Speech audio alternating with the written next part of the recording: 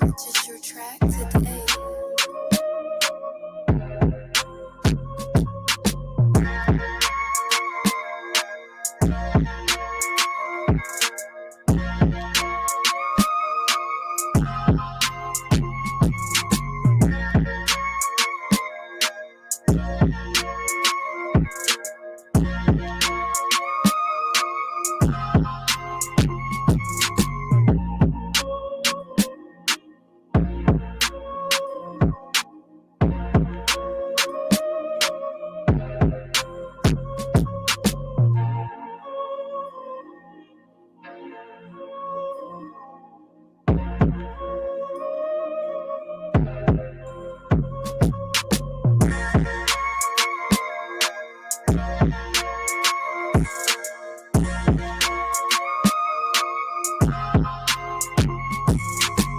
Purchase your track today.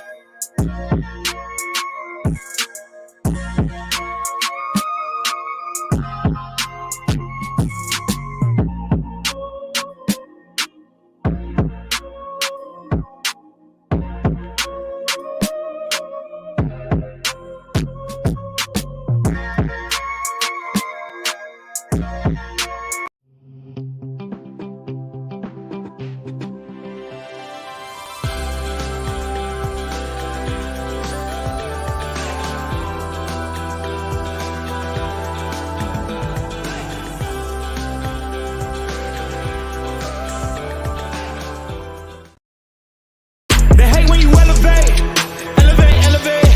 They hate when you elevate, elevate, elevate. Yeah. They hate when you elevate, elevate, elevate. They hate when you elevate. Yeah.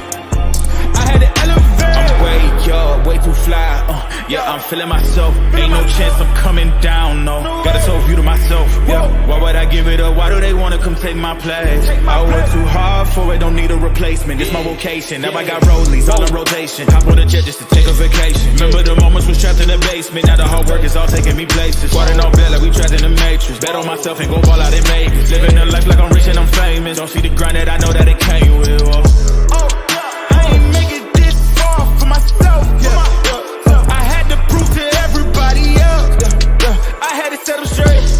I had to boss. I had to renovate. I know they hate when you elevate. The second of losses, I'm handing them out. Yeah, I had to go delegate.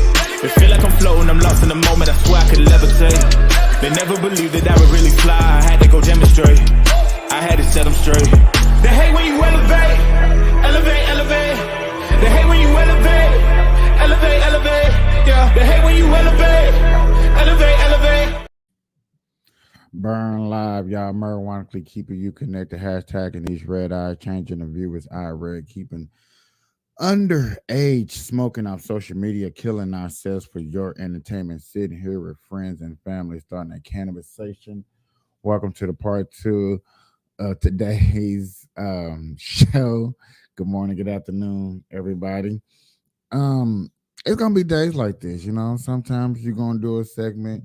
You might say something important that we thought was important, and you want to make sure that's covered and people be able to go back and see that and not have to search through a 3 hour, 4 hour show.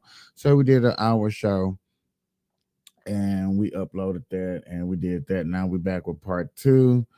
Um, I really should have named this After Hours because you know I'm after hours, and to get into deeper conversations about what's going on. And The biggest thing I've been hearing, low key, low key. I'm gonna just pop it on up. I ain't gonna even speak on it. I'd rather just show it out. Though. Bieber was grinded on from behind, outside of a kiss. Shouldn't have did none of that. Do you You're feel like asking me about secret homosexuality. Dude, I'm Illuminati to the core. to the core, bro. I'm not gonna play with this game that we're playing. It's like, bro, they shouldn't have kissed. Bieber was grinded on? I think that I believe that is the most blunted statement I have heard somebody in the industry like, dude, I'm just fully Illuminati. Only other person I ever heard say stuff that bluntly was Sexy Red. She went on a live stream. She like, I'm for the Illuminati, bro. You know, I went to this Louis what be I forgot what concert or something she was at a party. And she told her fans, she like, I'm straight Illuminati, you know, we straight sacrificing up in here and stuff like that. And I've been telling a lot of people covering these stories that we've been covering lately. At first, it was just something to cover, but no lie, when Antonio Brown popped up, when this guy picture popped up, it changed my aspect of why I was doing this, why I was putting this out on Front Street. You know, it is more about the victims who can't speak for themselves out here in America, who really want to put out the truth, who really want people locked up that are doing bad, but like, you know what, I can't, because you know what I'm saying, they got too much stuff on me, they'll lock me up. As like what he said, the Illuminati's real. The Illuminati's real. Big corporations is not doing nothing to help us. Or like Zay said yesterday, oh, it's the big corporation, it's the slave owners' kids who still think that racist way that's up there powering like fuck these niggas only gonna do is drop the soap and make hits.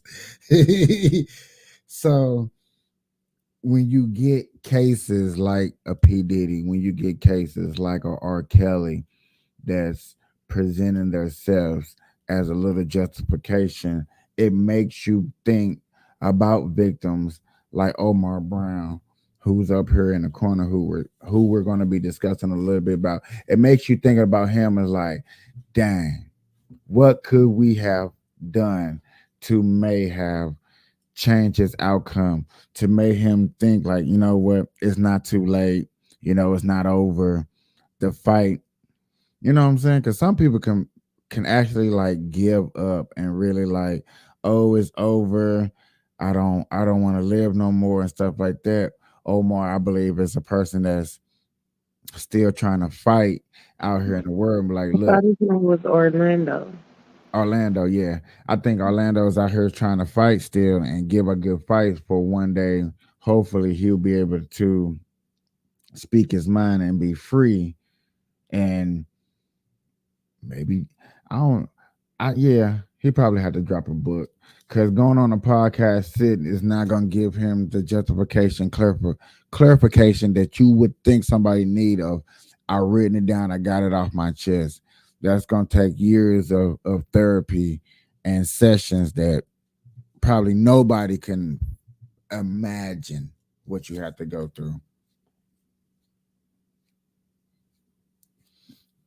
I asked some people, like, if there was apocalypse, a zombie attack, and your kids was in the middle of the country, and we're going to say Midwest, and you out here in Nevada, and for Georgetta situation, you got your submarine right here on California. What are you gonna do? You gonna go to the Midwest and find your kids, or you gonna go to your submarine where you know you gonna be safe? There are situations that are presented to people where, you know, a sacrifice is a sacrifice, but then there is a thing called the ultimate sacrifice. You know what I'm saying? There's different levels to the sacrifice. It's just like what level are you on? What are you willing to do?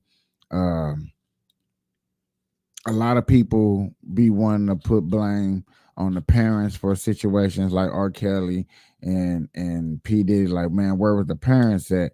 And the security guard the other day brought this idea to my head. He was like, yeah, I remember at the same time around the R. Kelly case trial, there was a girl who had got kidnapped, and they had put her on the news as kidnapped. It was like she had 48 hours to be rescued.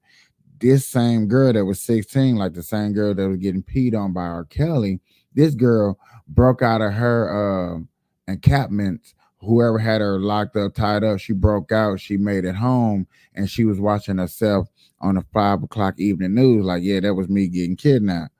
So that's where a lot of people want to bring up the conversation. Like, okay, age is an age, and maturity level is different for this person because this person may have been mature, this person may not have been mature. It always depends on the situation.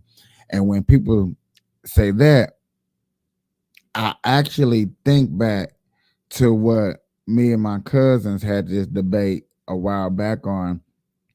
Do villages help raise a family, or is that type of upbringing dead?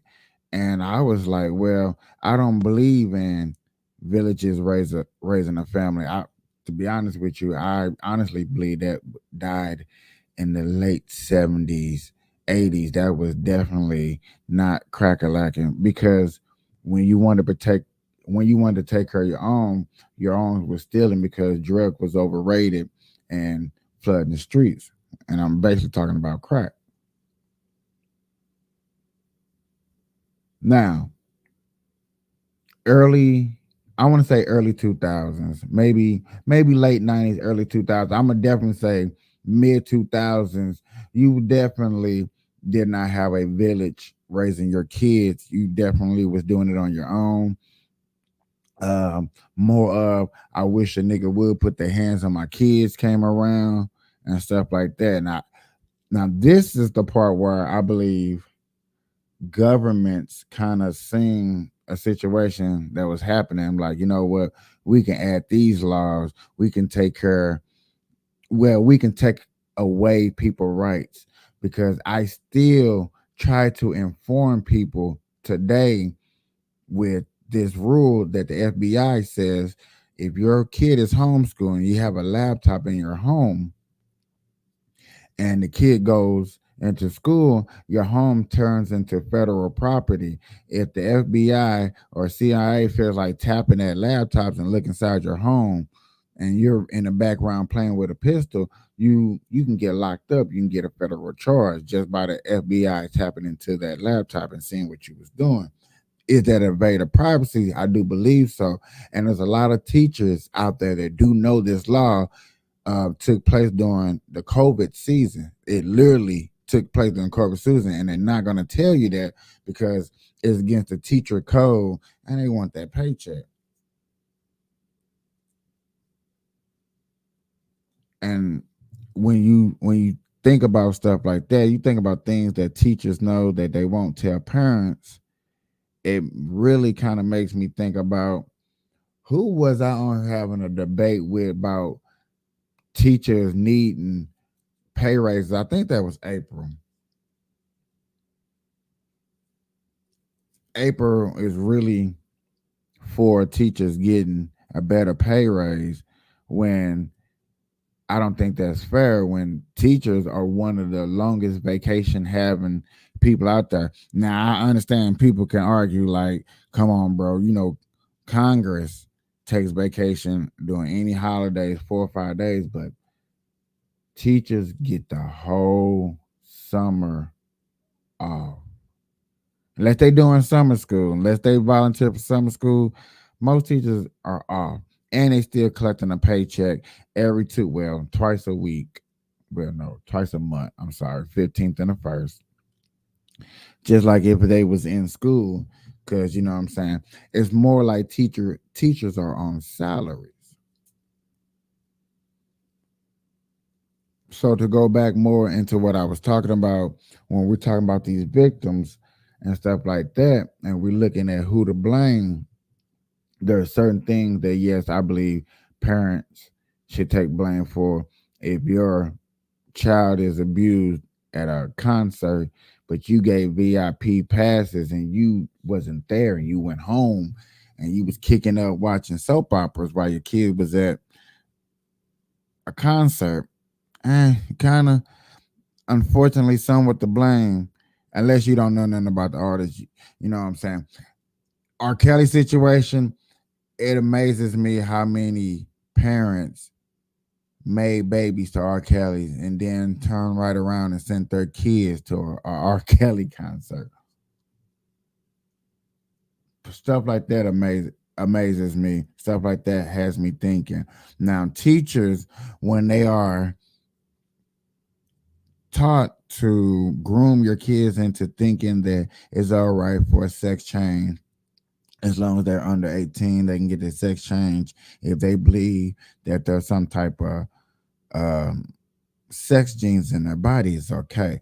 That is another type of crime that I think needs to be somewhat punished, or it needs to be more illustrated in school. I think if kids are still going through this transgender exchange in schools, then what you would do is I would I would have each teacher in each grade.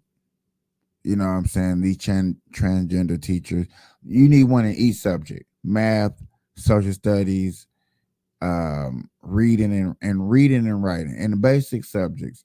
And they're going to be in every class. So I mean, that's still keeping a lot of teachers around. So you can't say they were getting rid of these teachers. But yes, those teachers will be in every class, and they will get just them type of students. And if there's other students outside of that thought pattern that wants to join, yes, they can join.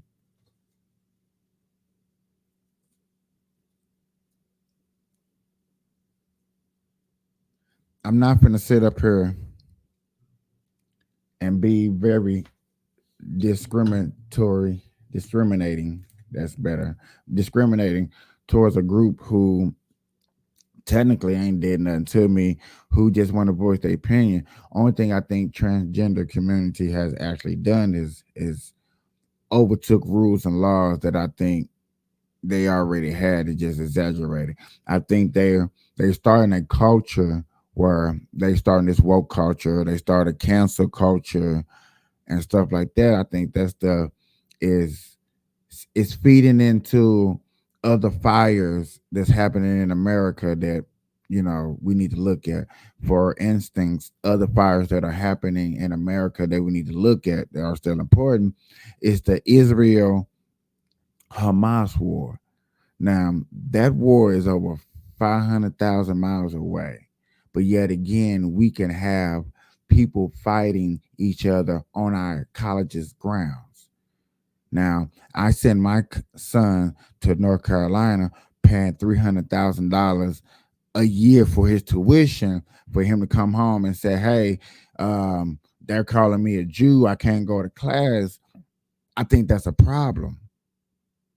I think that's a problem in America because, yet again, you got kids who are American, who are citizens of this state country, who's more protesting about another country, who, if they was over there in that country, in that land, in Israel, let's be more specific, they was over there in Israel bombing bullets, dodging bullets, more specific, dodging bullets, dodging bombs like that, that have a more appreciation of coming over here, understanding protesting. I'm against freedom of speech. I'm not against talk, speak, everything. But when you're protesting, when you're shutting down schools, I think that's a small problem. These are things that matter to me. I just thought I'd take the first 20 minutes and just go on a big ass rant. Go on a big ass rant before we actually start this show and get into things. These are things that actually matter to me. Now we're actually going to get into the show, ladies and gentlemen. So get your blunts, joints, weed, dabs, and your cigarettes for those who don't smoke weed. Got a shout out to those. And let's get this show started.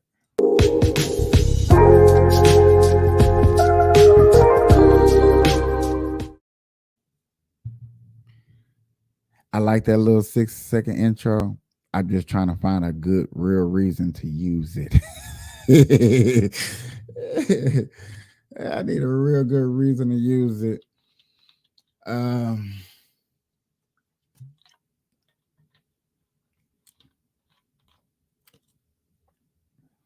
In conversations and debates for this modern era and time like this, I think it's beautiful.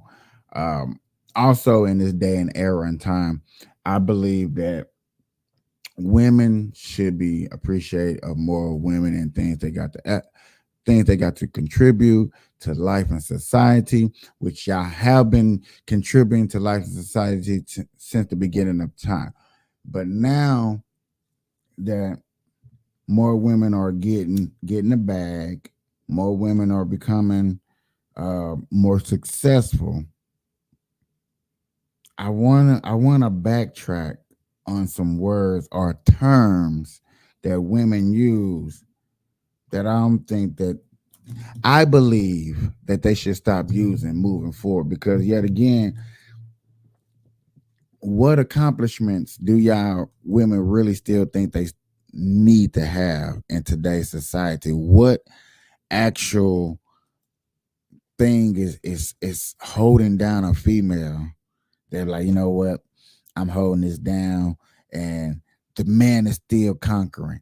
Only thing I see men conquering over women is depthifying jobs, construction working, 50-foot skyscrapers, and jobs like that, which is understandable and not a place for all type of women. Now, there are women out there that are risk takers that love that, and I believe that there's a calling for y'all. But then to get deeper, there's a word that y'all like to use.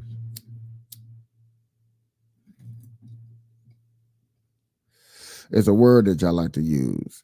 It is called independent. I believe that word independent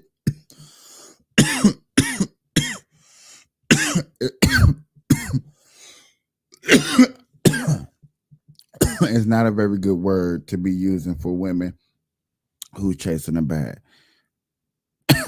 You didn't get it all by yourself. Independently, you didn't do it.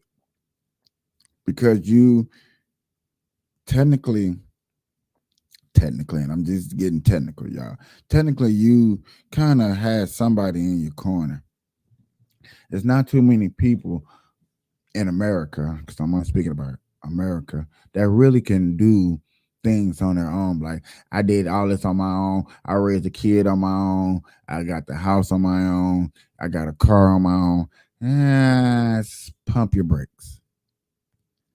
Because when you went to that damn car lot to get that car, you needed whoever you was talking to on the other side of you to do what they had to do for you to get approved for a car. Whatever the real estate that you had to go through, you had to make sure they had the right applications filled and their job right so you can get that house. When you go to work and you busting your ass, you have to make sure that your boss signs for that check so you can get paid, so you can do your thing. If any one of those three people in the process of you being independent person don't step their game up, you're not independent, because therefore there's a default and you're waiting on somebody. That boss don't sign that check, he tripping, he on vacation in Honolulu, your check late, you upset, you mad. That takes away your independence. When you're trying to get that car and you forgot that you got a couple of repos a couple of years ago and it's still on your credit, and that man that's trying to give you that car denying you, yet again, your independence get taken away because you're depending on somebody to help finance a car for you. And yet again, let's go into real estate. You're hoping that your credit is good enough and your finances right, but yet again, you're hoping that man can pull some strings or that woman, man or woman, doesn't matter, pulling those strings so you can get that house. But yet again, if he doesn't, you're depending on what? That real estate, or you're depending on somebody else to come along that help you out because this person is not doing their job. It's forbid you get a speeding ticket and you blow out of proportion and you knock a police officer out. I think that independent goes right out the door, ladies, because yet again, you're depending on that lawyer to clear your name because it was an accident. These are things that you look at. These are things you go through, and you be like, you know what? I'm not so much independent. And there are other words and other terms I believe that are out there to use for women when y'all doing y'all thing, when y'all chasing that bag, when y'all not needing of a man's assistance in y'all life. And I get it. I get it. I get it. You done hit these streets. You done chased the money. You found this guy. He smiled in your face and he was no good. There are no good men out here. Same as when we was, Georgetta can vouch for me, when we had Caveman on here and it was a small debate about men and women, you can you feel the intense in the air of, I'm finna bring up everything in the past that a female has done to me and lash out at women ain't shit. And you know, when men say bitches ain't shit, you're really not talking about bitches. You're only talking about them 1, 2, 3, 4, 5 that fucked you over. And it's saying women, it may be different, but I'm pretty sure it goes down the same category of you looking at this situation like, you know what? I was in this situation with this person. This person did this negative stuff to me. So when I travel over to the next relationship, I do have my guards up for what the last person has done to me. I believe a lot of people do it. If you the one person say I don't do that, I can probably ask you some questions that probably prove you're wrong. Like, you do that. Who don't do that? I'm human, and I'm saying that I damn near do it. I try not to because I understand everybody's different. Everybody has their own way of showing love, care, and respect for you. So you can't enjoy somebody's love the way you enjoyed another person's love. It just, that doesn't make sense. It doesn't feed into where we're going somewhere. Just like if we went out to eat and you wanted a $30 meal, I only got $50. You know, you want the $30 meal, doesn't mean that I'm finna get the $30 meal too. I might get the $10 meal, you know what I'm saying? So the bill be $40 because, you know, I still got to tip the waitress. It's always a compromise for stuff that we are trying to do, especially in life and things that you're trying to get to. And I know I just getting totally off subject, but then I believe it's not. Because yet again, we're looking at life and things that we are trying to construe. Everything is not always going to be perfect. Everything is not always going to be peaches and cream. So when you get a situation that's not peaches and cream, what is your reaction to it? How you going to react to it? Now, I guess I would go back to this because this happened as I was ending the show yesterday. Well, no, ending the show earlier today. This news clip popped up, and I think it's something good to go over to hear. Well, I think it's good to discuss it for this show all over again. I do believe it's about Cat Williams. He just dropped a Netflix special, and it's not getting good reception like it normally would. So I haven't heard about it. I haven't seen the Cat Williams thing actually, but I want to let y'all hear the outcry of people that have seen it so far, and I'll give you my input. News, I'm Symphony Thompson.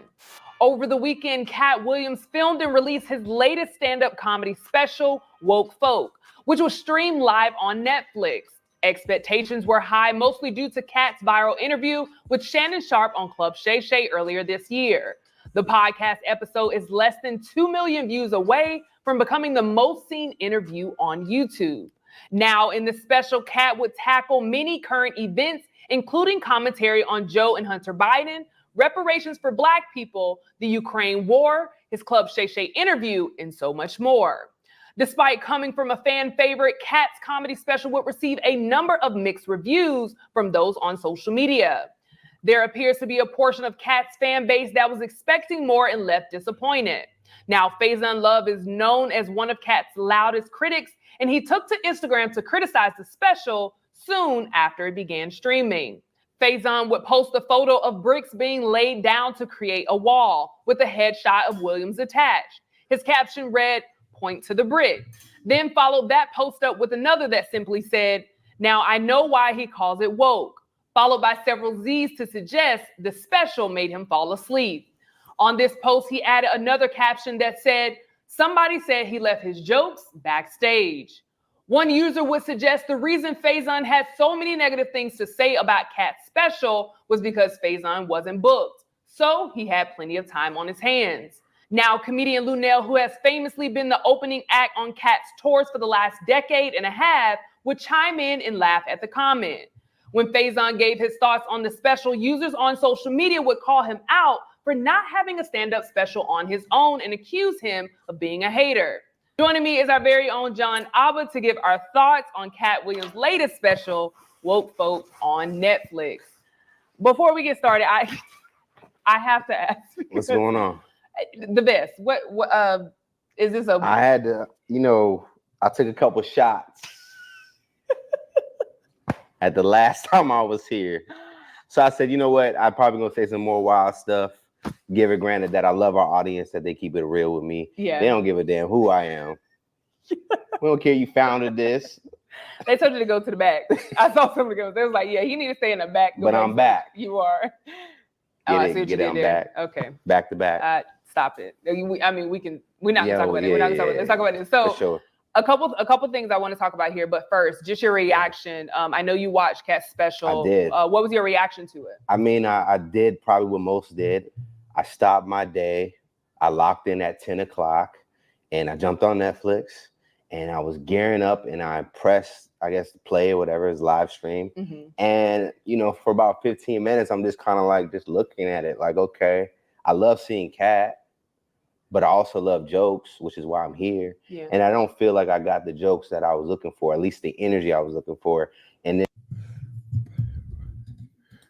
When he said that earlier, it kind of hit me, but I didn't say nothing, so therefore I'm gonna say it this time.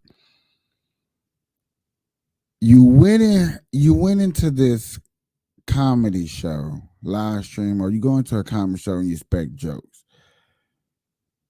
But for somebody that's been doing it so long as Cat Williams and Dave Chappelle and these great artists, do you expect any time down the road for it to change up? Or do you expect it to be the same old Cat Williams? And question, is the same old Cat Williams gonna be funny every time he hit the stage? Those questions like that is what I want y'all to think about when I'm like, make it make sense when you was looking for a specific type of jokes or you wasn't, I don't know. And listen here, ladies and gentlemen, I can't talk. This is the part where I say I can't talk because there's a lot of comedians or there's a lot of things, I promise you, my cousins send me stuff that's always funny and it don't be funny to me. So I get it when people send stuff to you and it's not funny. This situation right here, I'm not sure if it's funny or not. I'm not sure anything. But what I am hearing is you wanted Pacific Cat Williams and you didn't get that Pacific Cat Williams. So therefore, what are you gonna do? And this is what I'm getting. And I'm like, okay, so all right. Then just to kind of get to the chase of it, Kat, I thought it was a little lazy on your part. I felt that you are a veteran and you are a legend in this game, that you just talking about stuff is not going to cut it anymore. We got to get to a point where we're really crafting these things out. And I think it was kind of leaning in that. And, you know, I'm coming a little harsh because I think that this needs to be heard. We need to hold our veterans accountable because we want to see them excel. So it's not coming from a malice place. But also, I think that, you know, your Shannon Sharpe interview was just a better performance to me. Yeah. Well, what do you think he could have done? Because there are a couple of people, of course, on social media kind of having that same rhetoric and thought as well. How do you think his special could have been more impactful? What could he have done differently? I mean, strategically, we all tapped in, and this is probably the reason why I think Netflix even made it live and made it the thing they did, because it was announced right after the Shannon Sharpe interview.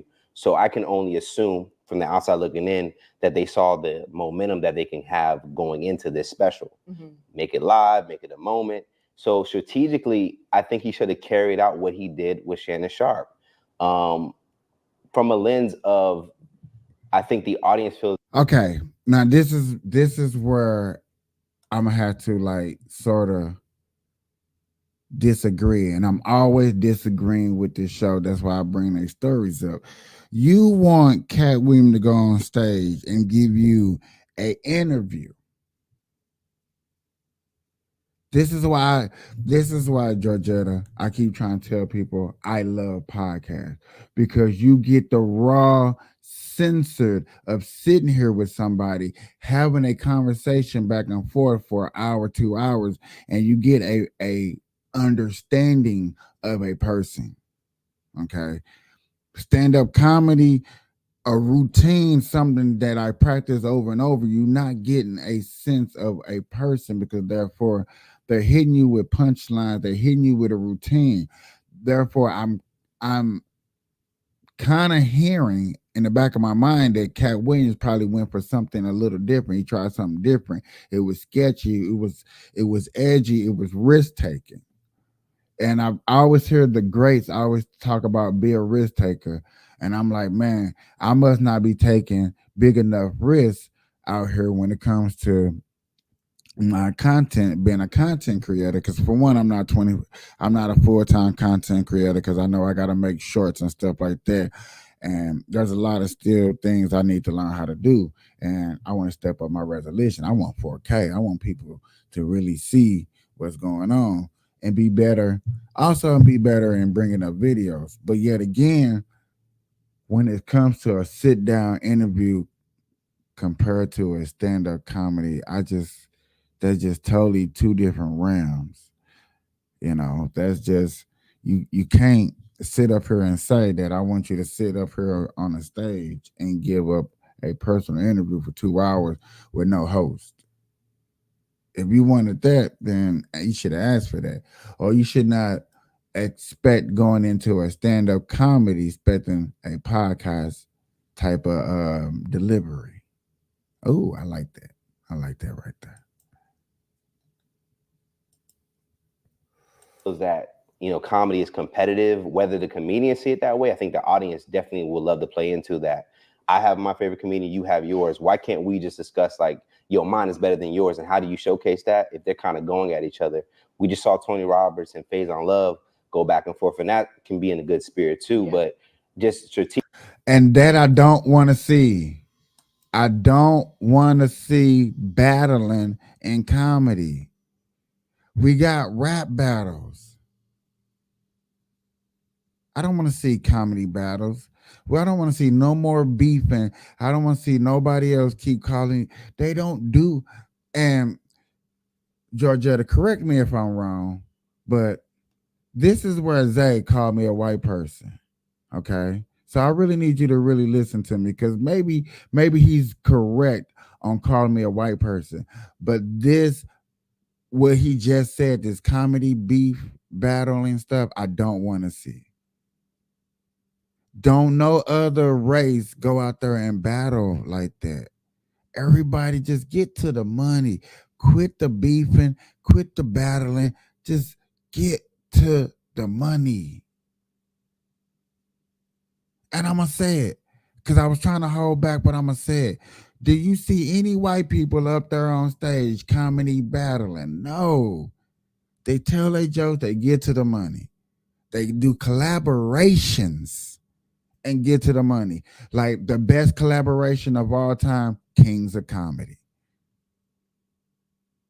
Collaborations where you get some of the best comics to hit the stage and do a show, go on tour, and watch that mug sell out. That's what I want to see. I don't want to see all that beefing. I don't even want to see rap beef no more. Like, not to say that it's getting played out, but if the rap beef is not maybe on a Kendrick Lamar Drake situation, where we're calling out that Drake it may have been pedophile, he producing pedophile in movies and stuff like that. Okay, yeah.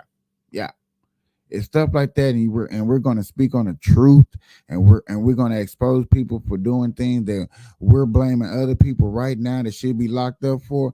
I'm for the beef then, because that's not beef. That is truth seeking. I'm down for it. I'm with it. But to sit up here and just say, "Nah, man, I just need the beef." No, I don't want to see beef. I just don't want to see played out beef just to draw interest because we need sales. Because our industry is a dying out industry. No. Tell the jokes, keep it live, keep it funky, and people will come. Don't listen to people like Joe Budden, and I can't think of the other guy out there that says like rap is dying and comedy is dying if you ain't selling out shows.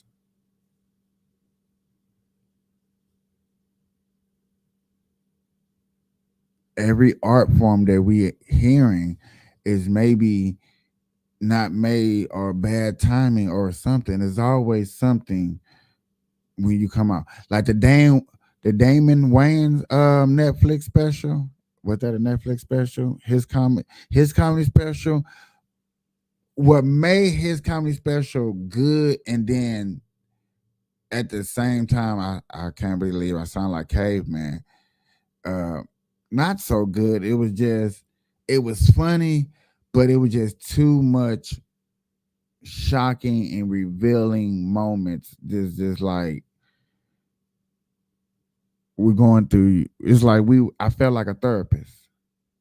Instead of me preparing myself to laugh, I was preparing myself to be shocked and amazed at things that we didn't know how they grew up. You know. We didn't know that Chris Rock destroyed this man's whole comedy routine by heckling him at one show. Just bam. I mean, instead of me laughing at it, I'm just like, damn, shit. I can't laugh at that. That ain't funny. So, and you look at, like he said with the Cat Williams and the beef, and a comedy thing. I think comedy should go a long way. It is the relief for us to laugh at things that we take so serious every day. And now we trying to blow this thing out of proportion. They want Cat Williams to give it his all every time. He gotta try things that are different. He probably did a fresh comedy bit that he ain't even did it routinely enough to where he knew everything. So he had to work out the kinks, or there were no kinks to work out. Strategically, I think his material should have been on things that we were there for.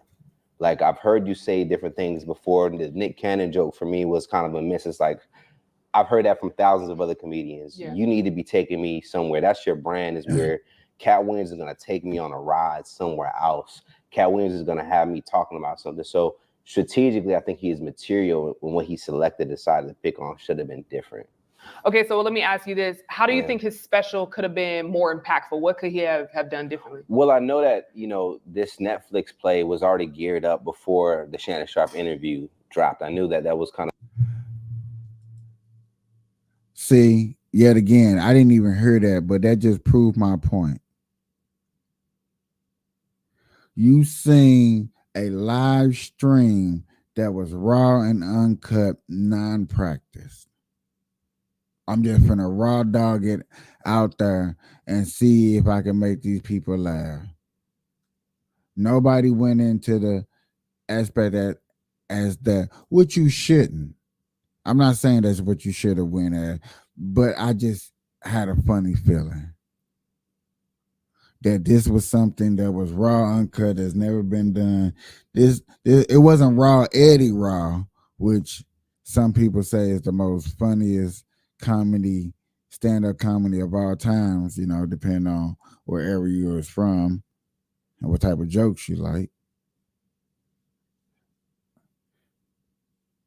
But hey, I don't know, man. Of something he was already signing up for.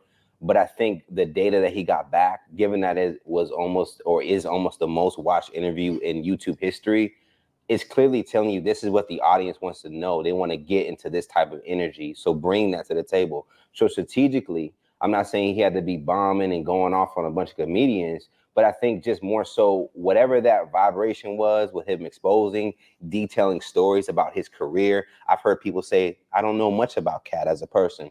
I think taking those things that he was answering with Shannon Sharpe, being like, you know what? I'm going to tell you how I got the role of Friday, and I'm going to detail that out. I'm going to tell you, you know, about my alleged beef with Faison Love and detail that out. I think that could have been pretty cool where he's educating the audience on the misconceptions. I'm going to talk to you about, you know, things and rumors that people have said about me. I'm going to give you the real perspective. So strategically, I think he should have leaned into that because, again, the data was there when it came down to the YouTube channel being, the YouTube interviews being so impactful as far as 66 million views. Yeah, I think it's like 2 million away. As I mentioned earlier, 2 million away from being the most viewed interview on YouTube. Yeah, so. why would you go against that? Yeah. And he lightly mentioned it a little bit, He but mentioned he didn't really it. go into. He mentioned it in the beginning, and I got excited. Like, okay, he's about to go there. Yeah. But then he proceeded. But yet again, this is where you said, oops. This is where you said it was before the Cat. It was before the Shannon Sharpe interview. It's before the interview, so therefore it's like they expected something new, past new, when the Netflix Cat Williams show was before the Shannon Sharpe, so everything was going to be old. Maybe that wasn't a good idea because they took so long to bring it out. Everything has already got exposed. He did a better job. Basically, and this is what I'm taking from. Basically, he did a better job on the Shannon Sharpe show than he did on the Netflix. And there was no way to counter that unless he would have redid the show. Unless that Netflix show was after the Shannon Sharpe, then yeah, okay, you knew what you had to face. You knew what you had to top. You knew what type of numbers, what you were doing. Other than that, you really wasn't facing nothing. And that's what I'm getting at. We are going to change the subject just a little bit. Or just a lot. I don't know. We're going to see. I really didn't want to get too deep up into that, y'all. As I use my sexy voice. Yes, y'all, the sexy voice. Ooh.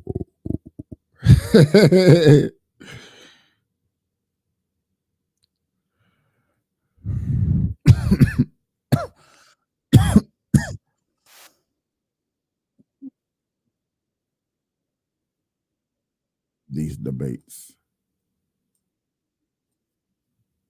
Legacy with the Lakers. LeBron's legacy? As a Laker, from what? The age, 34 to 39 now? 6 seasons. Got a championship 6 seasons? Shit, what more can you ask for? Yeah. Did From not him, make the I mean- playoffs in the previous 5 seasons. Didn't make it in LeBron's first season. Championship, Western Finals appearance. You know haters gonna hate. Yes, they will, King. I know. I know. You know, they judge it. Nuggets fans, They former judge- Nuggets players. They're gonna judge a 39-year-old man, and none of their favorites even got to that age to even play like this. You know what I mean? That's just anybody. Anybody they compare him to at 36, 7, 8, 9, no great has even been here to even compare LeBron to. You're gonna pair a 39-year-old to someone who was 31, 32, and 30. Well, why? Right? Which is not fair. Like, he got here. If you're gonna tell him to stop him at when he was in what? His last year in Cleveland? Cleveland. Okay, judge, stop it right there. And then go from there in everybody's career. How you get here? Got here where? How you get to his greatness? Well, I To don't the know. 39. How you get to 39? Playing hard. Playing Oh, I 21 thought it was seasons. because you spend $1 million a year on your body. That's part of it. Yeah. So why we ain't got the blueprint yet? Why ain't they came out with the whole, hey, look, young fella, this is how you do it. See, the people that don't like LeBron James, I be looking for arguments like that. I've been looking for that argument like that for a long time.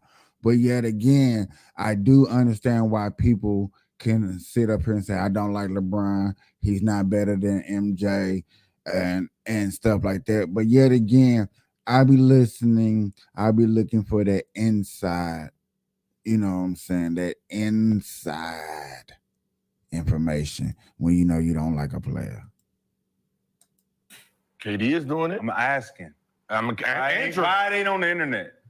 Everything else on the internet. Give me the blueprint of 1, 2, 3. Go buy this hyperbaric chamber. Go get this massage therapist. Go get these things to help your legs and your knees. Hey, young fella, you want to last in this motherfucking league 24, 26, 20, 35 years?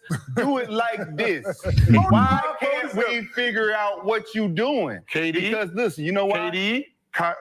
KD, Curry. You talking about two? They're playing exactly the same way at the same age. 300 niggas in the league. Well, we can't help it. I So mean, why you can't tell us about them scientists? Brady, Scientists in the back. Brady? There's some scientists in the back, and you I mean, going in there that's switching that shit. You Okay. just gotta learn. How about that you gotta Brady? get surgery. How You gotta about get Brady at surgery. his age? I mean, just some people just take the shit very And it seriously. ain't no genetic anomaly. This ain't no I said genetic. some Either you an alien, a cyborg, or you're doing something nobody else knows what the fuck you're doing, Some nigga. people can take, Working hard, Rashad. some Working people hard. can take the game serious. I'm pretty sure you've never been to the game at 1 o'clock working on your body. Man, listen. Okay. Listen, man. Like it's easy to try to take away somebody's legacy because they're lasting longer than everybody else. We seen Michael Jordan average 20 at 39 and 40.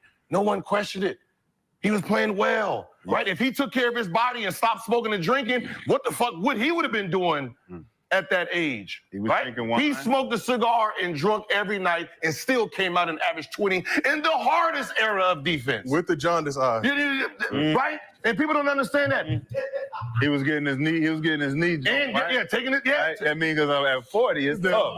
But what I'm saying is, he's injecting his knee, getting his fucking drain, black tar coming out his knee, averaging 20 in a zone defense, smoking and drinking. So how did that happen? I'm just saying. Greatness is greatness. If you want to get He the was credit- that great that he can just say, fuck you, y'all still trash. You wanna And get- go out there and average 20. You want to give it credit, you can. But I'm just saying, when's the last time Cleveland won the championship in what year? 2016. 20. That's the last time LeBron won a real championship. 2020 was It don't also matter I about said a real It championship. don't matter about a real So championship. when I'm talking about all this shit that you're talking about leading up to it, like where is it? Like show me. Show you what? Show me the last 6 years. We have. He's 28, The 29. last 4 years. 28, 29. What do you You've been have? trying. A championship came out of there though. You've been trying. 2020 championship. But You've this been is what, trying. Yeah, but but I this mean, what The fact that they did put up the argument about how old and the age on LeBron James makes a lot of sense. And I'm thugging on that. Because, man, there's not too many people, like you said, Kerry, Kevin Garnett, Tom Brady, LeBron James.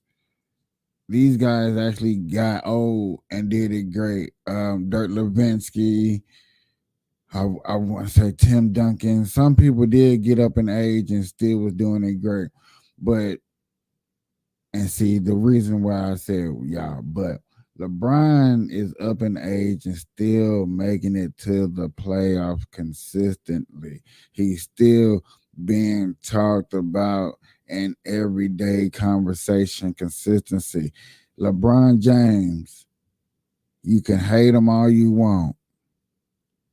It's out the playoffs right now and still being talked about just as much as the players are in the game. LeBron James is probably going to have that Tom Brady routine to where they want him out the league so bad to where fans are going to celebrate. They're going to call it the LeBron James Day, the day that he actually retire and don't come back to the league. It's going to happen. It's going to happen. They can't wait. But in the same token right now, y'all, the WNBA has been going on for so long, and right now they are the talk of the town. Everybody's talking about the WNBA. Everybody wants to go to a WNBA that's been hearing, if you're hearing the right news, it's going to go to a WNBA game. I promise you that. But my question to you, to me, to us, to I,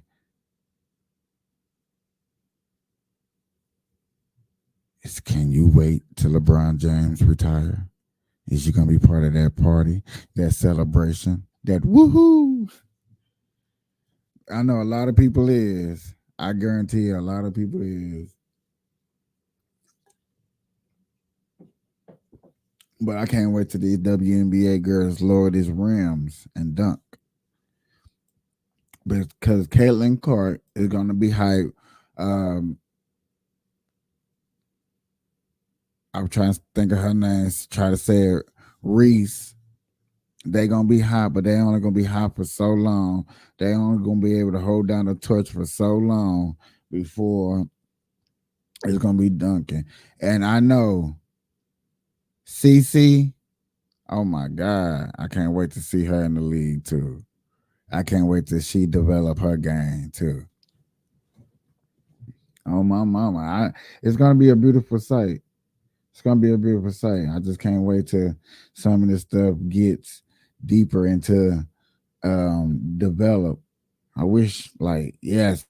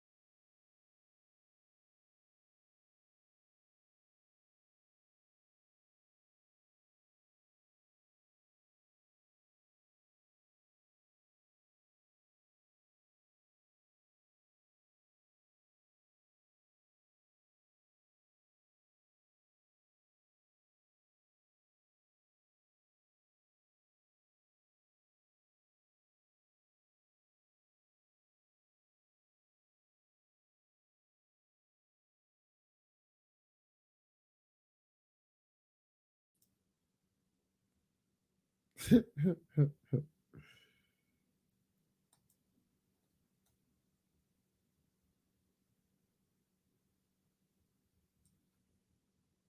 the people what they want.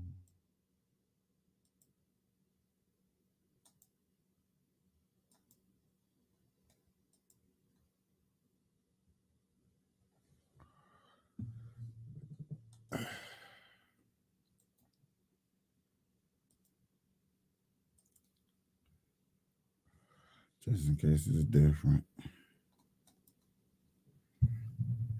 I'm back. I know. I don't know what happened.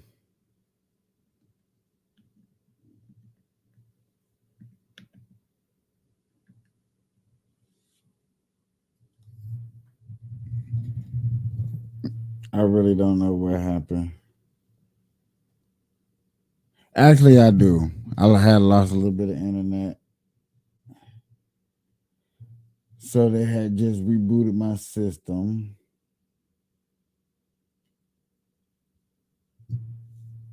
And by them rebooting the system, I had a little internet trouble.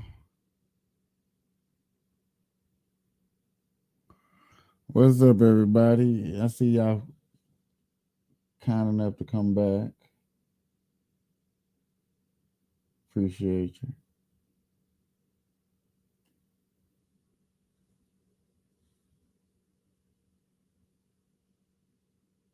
I appreciate you.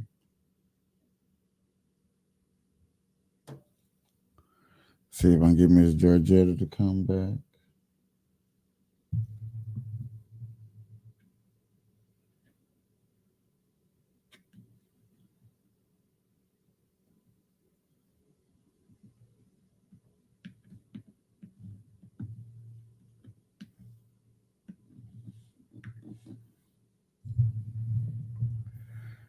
Yeah.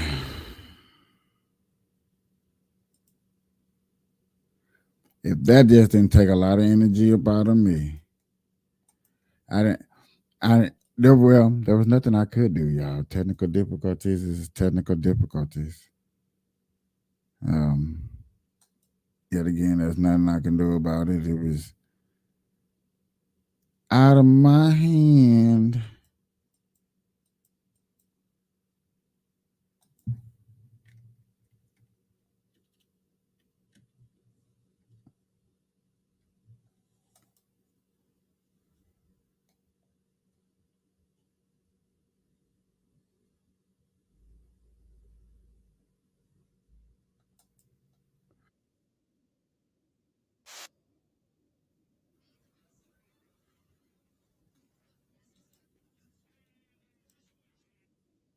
The video so look like Angel Reese is setting the record straight about the WNBA, and she revealed a very concerning incident that transpired after practice yesterday. Guys, for this one here, we got to go all the way up to Chicago. Let's get it. Let's go.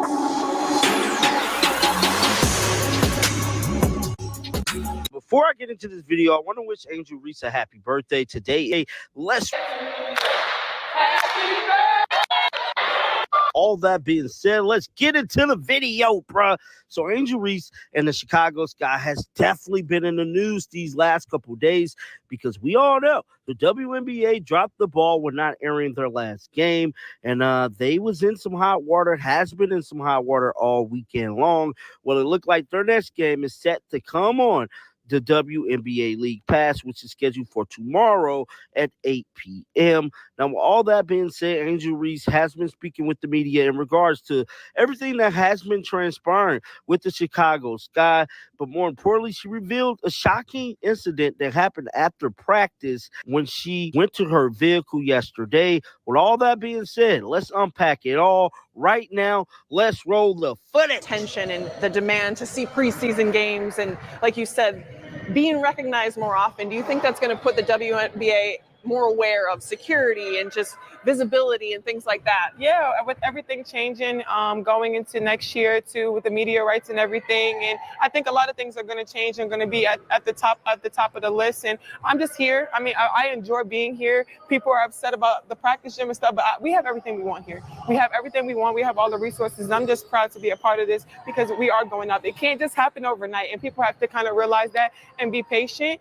I'm happy. My teammates are happy. The coaches are happy. So we're going up. We're rising. But people just have to be a little patient. Everything just can't happen overnight. I was in the car, and I was getting back in the car, and I was trying to leave, but this girl was banging on my window.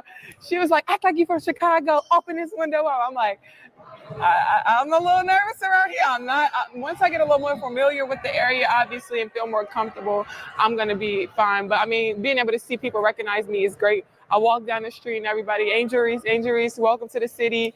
I've been everywhere, kind of downtown, getting different foods. Everybody just wanted me to try so many different things. So I'm welcome here. That was WNBA star Angel Reese actually detailing an event that happened right after practice.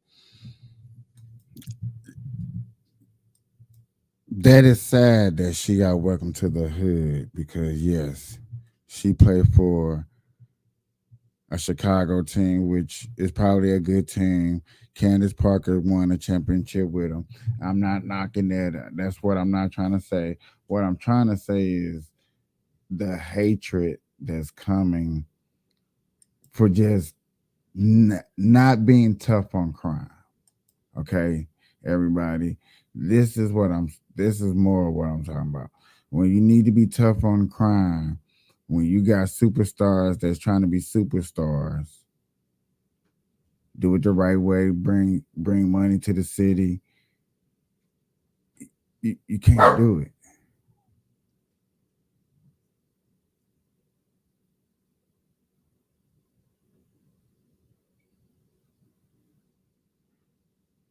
Okay, I'm sorry, y'all. Something had distracted me, but you can't do it. And the WNBA is losing out on a lot of money,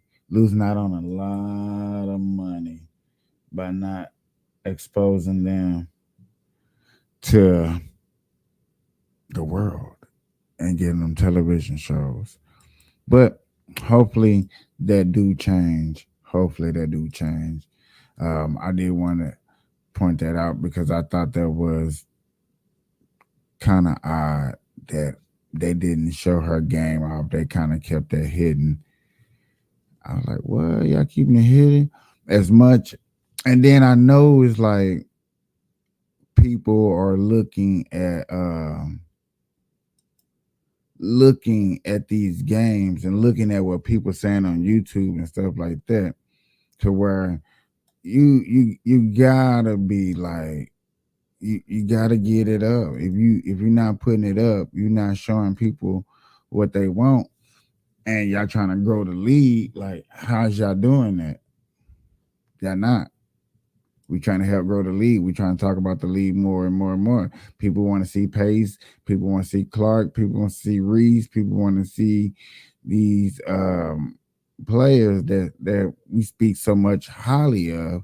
But yet again, y'all want to televise this game right here. A lot of people like almost forgot that Pace is with the LA, you know what I'm saying? Big hype in the town. She got a Adidas deal or something like that. I want to see that. I want to see the hypeness. Y'all. Give the people what they want.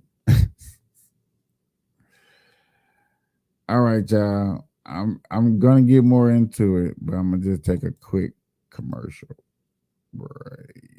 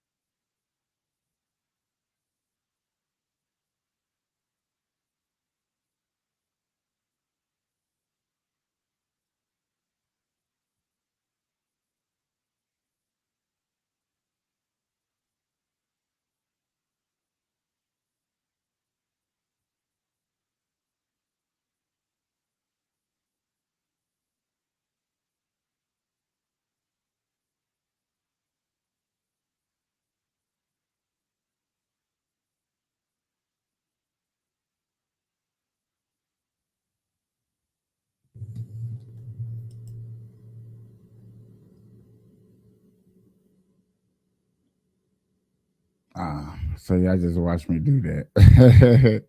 Y'all just watch me do that. I am so sorry, y'all. This is what I meant to be showing off to y'all.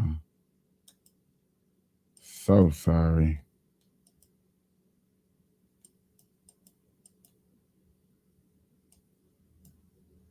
For the very first time, we are hearing from the woman at the center of a lawsuit involving Dalton Village trustee Andrew Holmes and the mayor, Tiffany Henyard.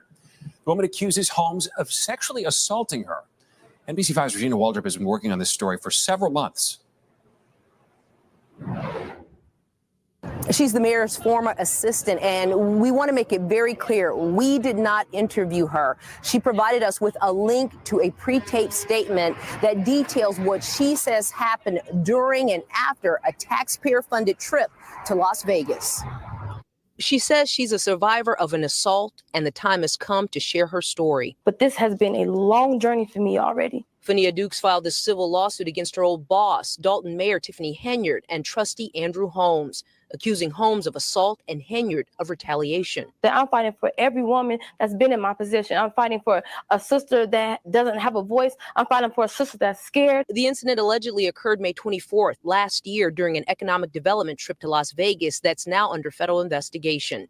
On that trip, Henyard, a handful of Village and Thornton Township reps, and trustee Andrew Holmes, whom Fania called Uncle Drew. He made everyone feel comfortable.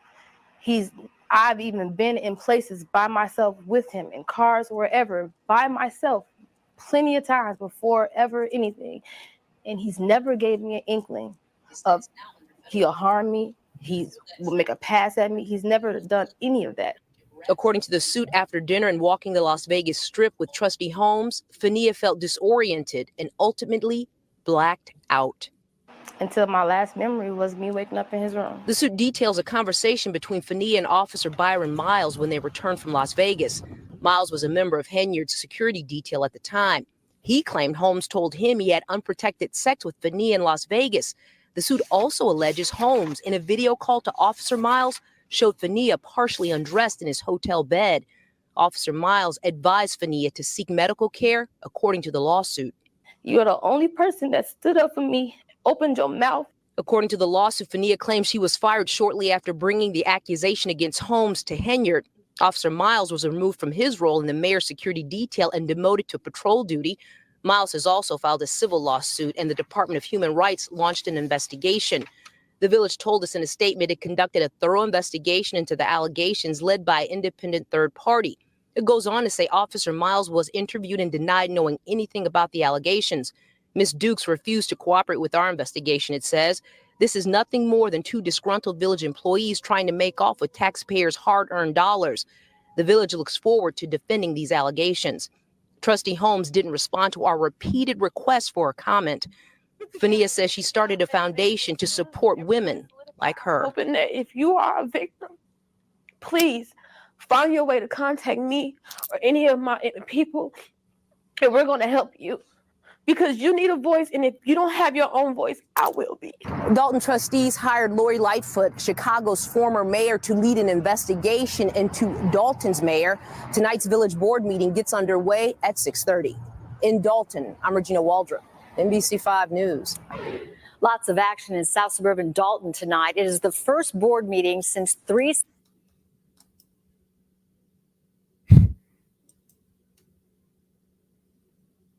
And they look at me.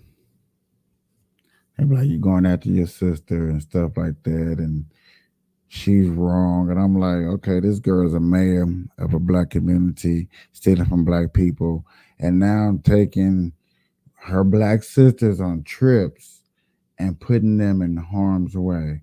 Instead of coming out fighting for them and defending them, she's playing the hush role and acting like nothing's happened." That's what I'm saying. This is what I'm hearing. This is how I am evaluating the situation. If I'm wrong, hey, y'all know what the comments, hit me up on the messenger so we can come on here and debate. I would love to have a dialogue conversation with anybody. But it amazes me that it started with taxpayers' money. It started with her getting caught, and it just keeps getting deeper and deeper down this rabbit hole. It gets deeper down the rabbit hole. How far deep down a rabbit hole must we go where you got people that's probably standing outside her crib? They know where she's staying and she's not hiding. And you can only hear Tiffany Henyard's side of the story on Spotify and Apple. You know, it's not like you can really get it and listen to it and make it viral. So we can sit here and be like, oh man, she got the receipts. Like she claims she got the receipts. That's what she always says. She has the receipts. Subpoenas were served on the Village. Also tonight, we are hearing from a former employee who says a trustee and well-known community activist assaulted her. NBC5's Regina Waldrop was at tonight's board meeting. Outside and inside Dalton's Village Hall, residents demanding to be heard. And the FBI know. They know everything you're doing. We want better in our community. Period. It's when it's going to take. Next election, we got to vote her out. In the group that gathered before the board meeting, the mayor's ex-assistant, Fania Dukes. At first, it was like it was just me by myself. And a year later, for me to see y'all standing with me. Thank you. Thank you so much. Dukes has filed a civil lawsuit against her old boss, Dalton Mayor Tiffany Henyard and trustee Andrew Holmes, the latter of whom she accuses of assaulting her. Dukes issued this pre-taped interview earlier in the day describing the lawsuit's allegations. This has been a long journey for me already. In the video, she details what she says happened before and after an incident that allegedly occurred almost a year ago during a taxpayer-paid economic development. And that's where everybody started learning about Tiffany and Dalton, Illinois. It's this big-ass trip to Las Vegas. And come to find out that trip to Las Vegas is deeper than what we expect. It done got way deeper. It done got, no, that's not cool. We need to do something about it. I'm glad they're saying that they're gonna vote her out. I'm really happy that they're speaking out like, we're gonna vote her out. Yeah, damn right. You better. You better. If you don't vote her out, you're going to be stuck with her, knowing that y'all came after her looking at you and you and you and you saying that, hey, I went after this person. This is what I've been doing. And how are you going to retaliate and talk back and conversate with these people? Like, hey, I got to fight back.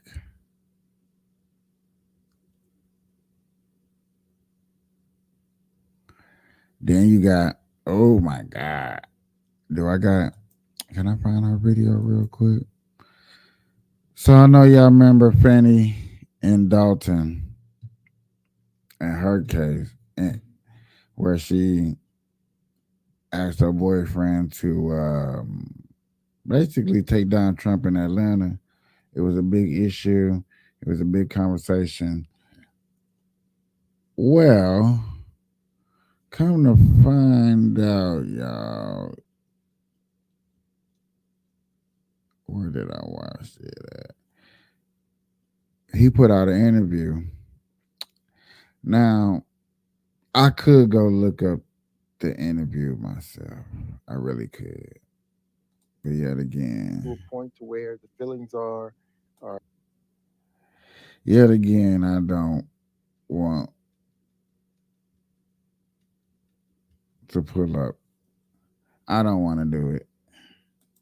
So I found somebody that covered it and can break it down and be a little bit more exclusive. I thought we all shared a video with y'all. Look them up on YouTube. They are content creator. Let's get into it. But it happened to the two of us. Do you regret it? I regret that private matter became the focal point of this very important prosecution. I hate that Thanks, Trip. my personal life has begun to overshadow the true issues in the case. But at some point, Hold on, y'all. I gotta cases that rewind dealt something. with high stakes, including life. The picture that was being painted that there was no experience is just not an accurate one. you and Fonnie meet in 2019. Yes, ma'am. What was the extent of your relationship prior to November 1st of 2021? We met at a judges conference. We stayed professional friends for quite a bit of time thereafter.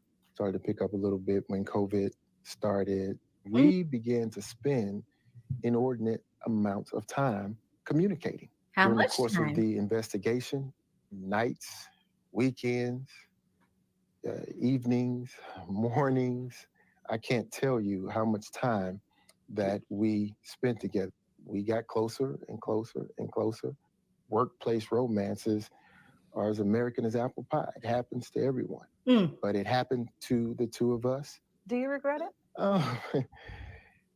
I regret that private matter became the focal point of this very important prosecution. I hate that Thanks, Trip. my personal life has begun to overshadow the true issues in the case. But at some point, once that bond is there, and if democracy is on the line, as has been described, do you say, maybe we pause this until after the case is over? Absolutely, absolutely. I'll concede that could have been an approach, but when you are in the middle of it, these feelings are developing, and you get to a point to where the feelings are. I think the feelings of winning one of the biggest cases of your life is a part of it. I'm not knocking the love romance. I don't think, to me, y'all, I don't think the love romance is the big issue. I think the main big issue is the fact that this was coming out of taxpayer money and y'all chose to use the funds at your own discretion. That is more of what it's about. That's more of how it was looking and stuff like that.